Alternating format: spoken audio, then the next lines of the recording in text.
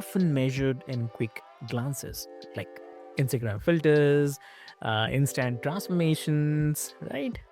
But here's the thing, that the real industry, the kind that lasts, is not something that you can just swipe on like the lipstick.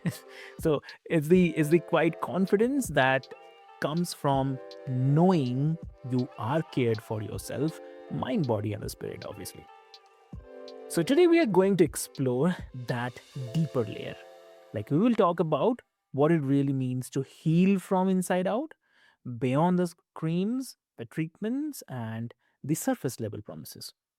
Yeah. And I can't think of a better person to guide us than Raven Alvarez. So welcome to the show, Raven.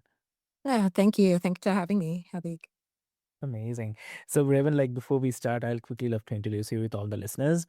Dear listeners, Raven is the CEO and founder of Seraphine Wellness and Beauty, with over 25 years helping people not only look their best, but live with vitality. So she's built a business and a mission around holistic health, personal empowerment, and redefining beauty on your own terms. So, uh, with this, let's get started and welcome to the show again, Alvarez. Yes, thank you. Amazing. Yes. So, so Revan, like, when people hear that heal from the inside out, it can sometimes sounds almost abstract. Like, in a practical, like day-to-day terms, what does that actually look like for someone who is trying to feel and look their best? What do you have to say? Well, yes, that's a great question. Um, wellness is about a lifestyle. It's about the daily choices and the daily habits that we make. What tends to happen, especially as an owner of a med spa, and what I see in the beauty industry, is that people, like you said, about swiping on the lipstick and the quick filters. What people do is try to tend to go toward the end solution, one quick solution that happens at the ending to make their appearance into something that they want. Whereas real wellness, real beauty comes from the daily habits that we do that adjust how we are inside, and how we are inside reflects outward into our skin and our features and our hair and our nails. And that's what defines our beauty. So there's a, there in wellness, they talk about a certain glow. They say we always hear about this glow, the glow up and the glow, and using something, for example, like Botox. People often reach for Botox as a fix for things like wrinkles, when they want to, and that's their anti-aging fix. But when you think about what you have to do to your face in order to develop the wrinkles in the first place, that's a sign of dehydration. It's a sign that you've been frowning all the time. What is causing you to frown? Are you not happy with your life? And Botox allows us to just put a quick fix on the top of that and not address any of the underlying causes. I would rather spend my time smiling and not having to develop wrinkles in the first place that make my appearance look something that I don't want, rather than just go and inject something. And of course, that option is available, but real wellness is from within, as we're saying. Very truly said. Yes, real Venice is definitely in within. So, and like, how do you help the clients who feel overwhelmed by the idea of changing their both inner and the outer routines at once? Well, we usually, what this is my expertise as a health coach for the past 20. I've been a health coach for more than 25 years. I actually started in my teens. Uh, I started doing it non-professionally, of course, and then I trained. But working with we design protocols that are customized for each client, and it depends on their own needs. Say, for example, a busy CEO of a company, who is a man who has certain, say he's the owner of like a real estate development company, and he has to meet with clients all day. He has an extremely busy, packed schedule. His sleep may be off. We design a protocol that takes into consideration his any family that he has happening, any physical fitness needs that he's got to get, and then combine those with things like issues for often, for men will notice hair loss from the stress of being busy with work. So we'll design something like that, something to keep the skin from aging. And then, for example, say for a woman, for busy mother of 4 who works from home, and is taking care of the children and may not have the best diet because she's always reaching for the foods that are there at home. For her, we would design an entirely different package that has to do with building up her health and wellness in totally different ways, sometimes prioritizing self-care, helping to lose weight from, from babies where there's sometimes no time to lose weight, because you're still in go mode every day, all day with children.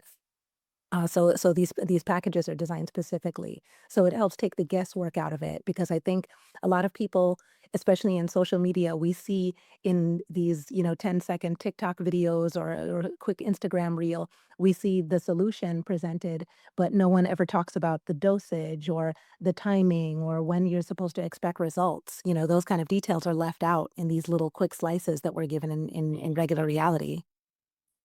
Exactly, very true. And really, I'm asking because uh, a lot of us are already stressed thin. Like, so the idea of going deep internal work while also keeping up with the self care can feel like a kind of luxury, but we don't have time for. But uh, Yes. yeah, and I think like listeners would appreciate knowing like where to start without feeling like they are falling, if they don't, if they can't do it all. So yeah, Well, I think a great place to start is actually just deciding. The very first thing is deciding to carve out some time for self-care.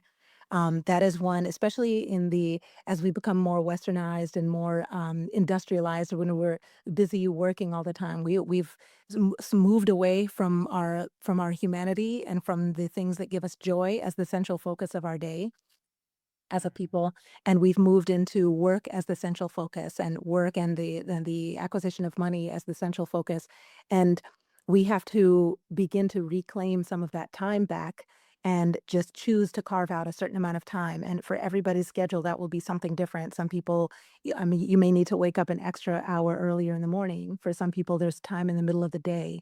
Some people, maybe if they just have one day on the weekends where they can just say, "Hey, take the kids for an hour. I'm gonna do, work on myself." Whatever time it is, just to get that cycle going and begin the time of self-care. And that's the most important because what the worst thing is that we don't schedule ourselves into our schedule every day. Our busy schedules never include us. And so putting ourselves on the schedule first and then doing small things like making sure that we're hydrated. Hydration is one of the biggest things to do with beauty and wellness. Hydration changes our mood, it changes how our neurons fire, these kind of things, how our hormones move around our body, and then prioritizing rest, making sure that we're not waking up super early in the morning and then working until late, late hours in the night, which is something that I have tended to do as a CEO. So I'm speaking from my own experience, but prioritizing those basic things, and people would be amazed that just prioritizing hydration, rest, and eating, say, 5 to 7 servings of fruits and vegetables a day, whether you get it in a smoothie or have a fruit bowl nearby or have, something handy that's easily accessible. Just those 3 things are probably 30 to 40% of your wellness game right there, just those. exactly, definitely true. I totally agree. And this part which you mentioned is hydration is very important. That is very true. So Mhm. while I was also having the I'm in conversation with you right now, I was just having having water. So yeah, definitely, it actually um, helps in this wellness journey. There's the very important point. Yeah. Yes, very much so. And okay, so this one might sound contradictory, but it's actually not. Like some people would argue that med spas and aesthetic treatments are still a part of the beauty industry that profits from people feeling that they are not enough.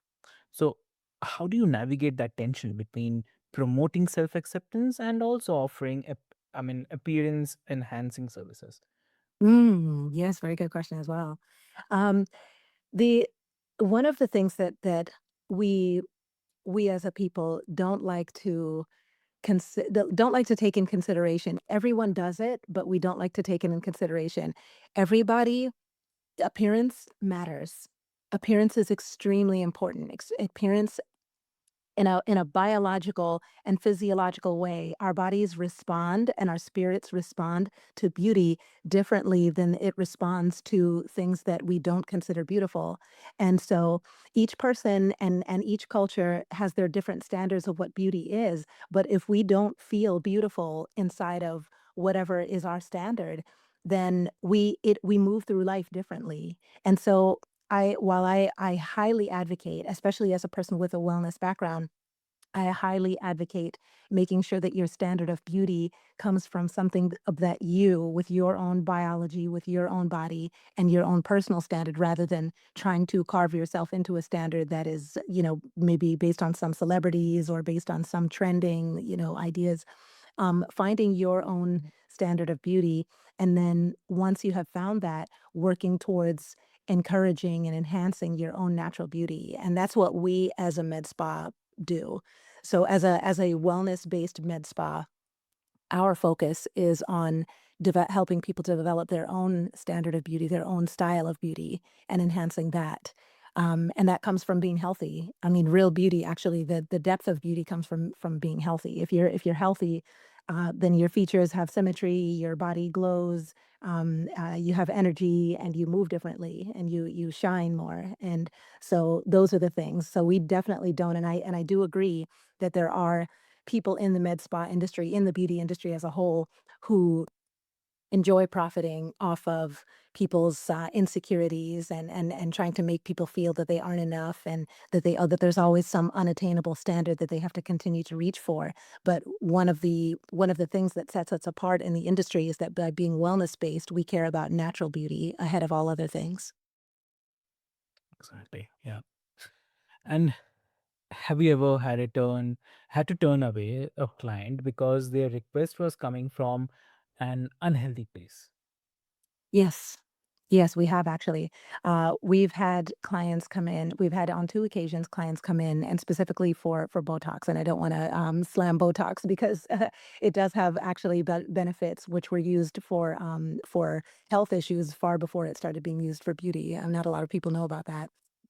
But, when we've seen people come in who have a lot of fillers and Botox done, and it's more healthy for their skin and their face and from inside to begin to calm down and to try to develop a more natural standard, we have offered them other options. We don't turn anybody away ever because it's very important to us to meet people's needs. That's what we're there for.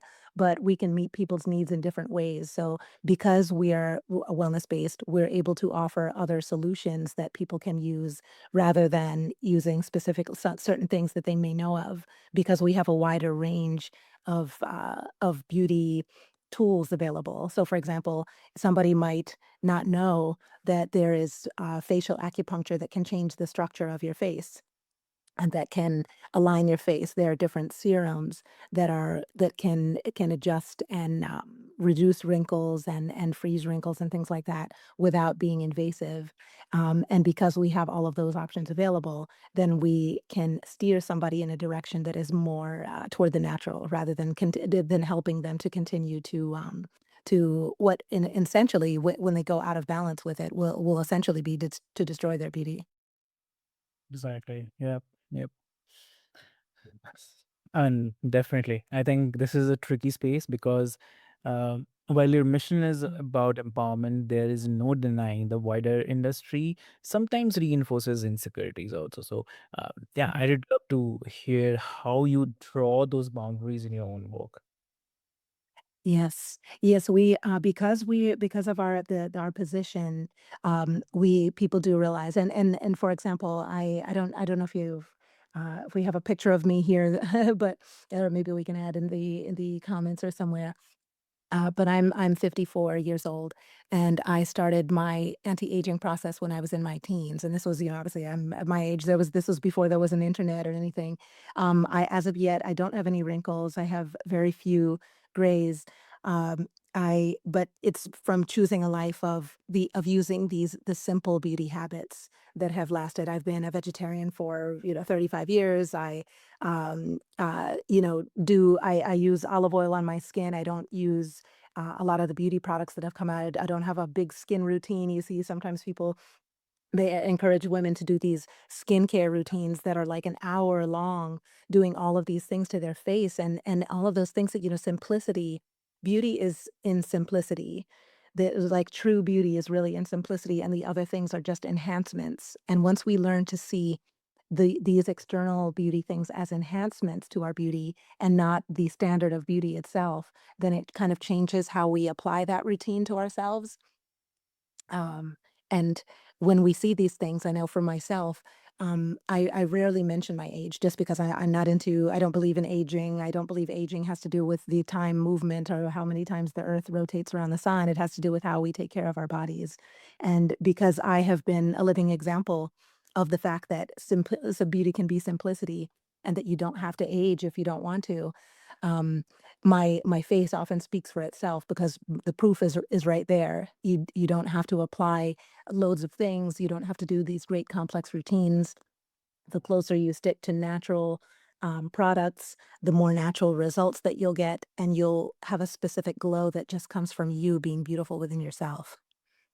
So that's how we choose to combat, and so we do as much outreach as possible just between magazines and speaking in lives and things like that, really trying to adjust the standard that the beauty industry has gotten. The beauty industry now, I think it's at what is it, 7, $9 billion industry? Or no, maybe more. I think it's more than that actually. I heard $27 billion industry, but I'm not even sure if that's correct. So but yeah, it's there's a lot of money to be made off of making people feel like they're not enough. I absolutely agree, but I don't agree with that way of I don't agree with that culture, with that mindset, and so our work is about adjusting that. Exactly. Wow. Mhm. And like, do you think the rise of social media has helped or hurt that evolution?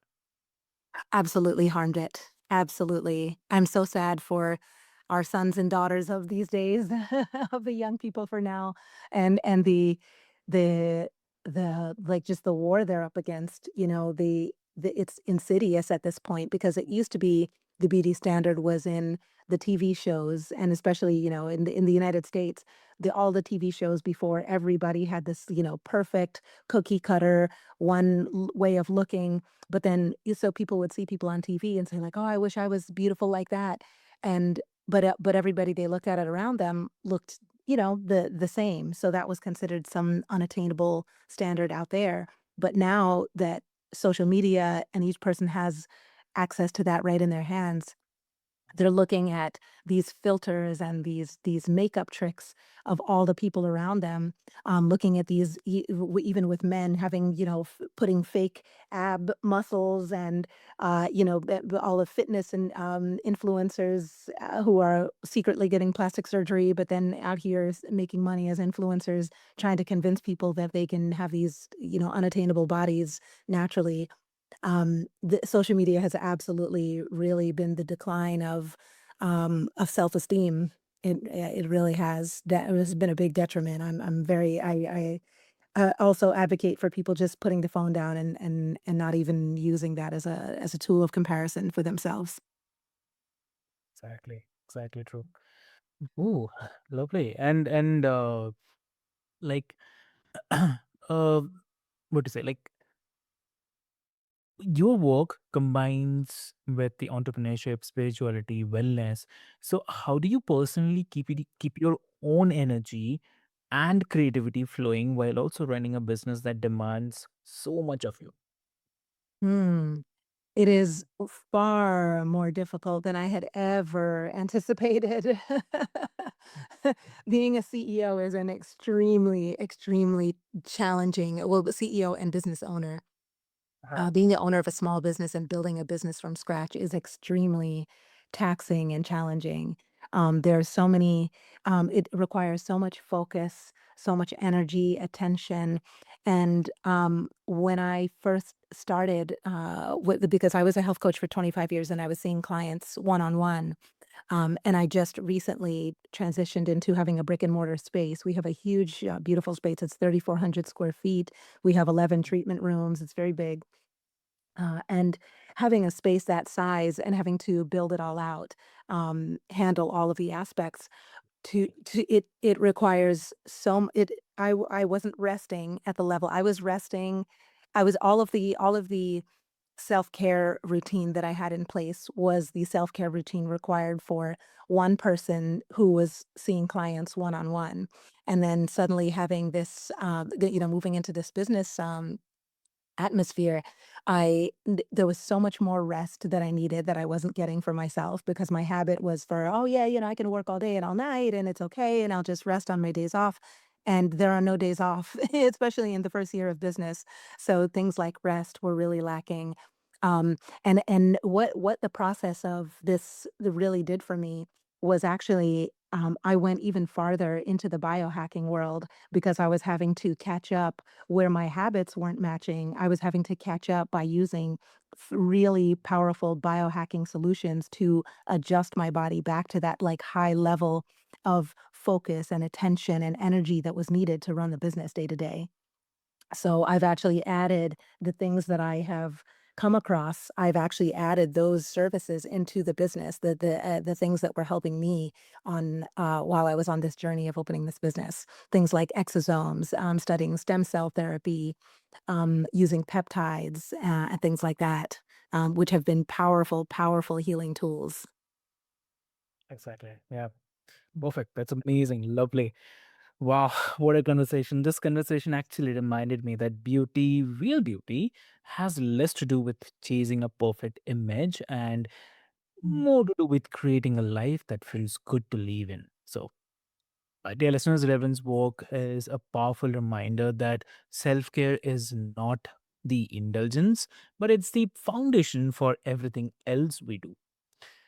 So, if you take nothing else from today, remember this: your reflection isn't just what's in the mirror, it's how you feel when you wake up in the morning, like how you carry yourself throughout the day, and how you treat yourself when no one's watching, right? Mhm. So Raven, like if someone wants to connect with you, what is the great medium? Yes, so you can follow us on Instagram and TikTok, and the handle is at Seraphine Spa FL, FL for Florida. And you can also discover more about our services on seraphinespa.com. We also have a blog where we have articles talking about some of the latest beauty biohacking that we come across. I am an avid and passionate researcher of biohacking and of beauty and wellness, of cutting edge treatments. So you can find those there and look forward to connecting with you in the future. Thank you. Thank you, Avik, and thank you for having me. Lovely, lovely. So, dear listeners, I'll put all the details in the show notes for your easy reference. And with this hope until next time, thank you so much for being on the Mindful Living. And till then, be happy and have a great day ahead. Thank you so much. Thank you.